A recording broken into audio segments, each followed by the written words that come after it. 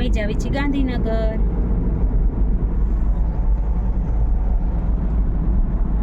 હરિઓમ, જય માતાજી, જય શ્રી કૃષ્ણ બધાને મારા. હાલો, જો આજે થોડુંક અચાનક કામ આવી ગયું ગાંધીનગરનું, એટલે ગાંધીનગર જવા માટે નીકળી ગયા છે. હાલો, તો તમને પણ હું ગાંધીનગર થોડુંક બતાવીશ. જ્યાં જ્યાં વિડીયો ઉતારીએ કંઈ એમ છે ત્યાંનો મેં સીન લીધો છે, એ તમને દેખાડી દઉં. અને કાલે અમે જવાના છે અમારા ગામડે જવા, કેમ કે મારા પપ્પાનું શ્રાદ્ધ છે અને મારા મામાજીનું પણ શ્રાદ્ધ છે. અને બે નાના છોકરાને પરીક્ષા હાલે છે અને મોટા ભાઈલુંને કોલેજમાં એને પણ એક્ઝામ હાલે છે. તો એ ત્રણેય છોકરાને ઘેરે હાસવવા અમારે એના પપ્પા રહેવાના છે. અને અમે બધાય મોટા ભાઈની ગાડી લઈને જવાના છીએ ગામડે. પહેલાં તો અહીંયા પહોંચું તો તમને હું અમારા ગામડાનું પણ દેખાડીશ સીન, કે જુઓ અમારું ગામડું કેવું લાગે છે.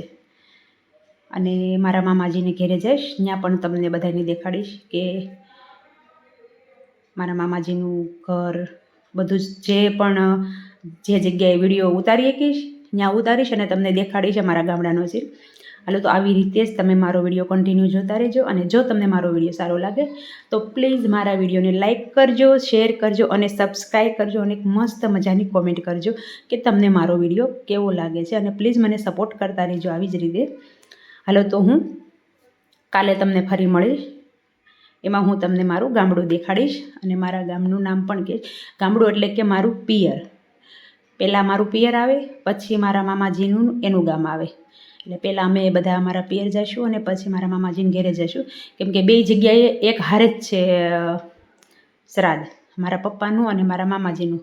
બંનેનું શ્રાદ્ધ એક દિવસે જ છે, એટલે એક દિવસે બે જગ્યાએ રહેવું પોસિબલ નથી. એટલે હું અહીંયા રહીશ અને મારા બા અને મોટા ભાઈ ને ભાભીની બધા જશે લાઠી.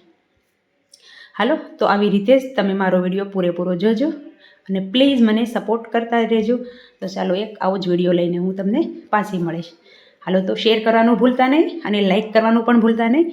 અને જો મસ્ત વિડીયો લાગે તો સબસ્ક્રાઈબ પણ કરી દેજો અને બીજાને પણ કરાવજો. ચાલો, આવજો, બાય બાય.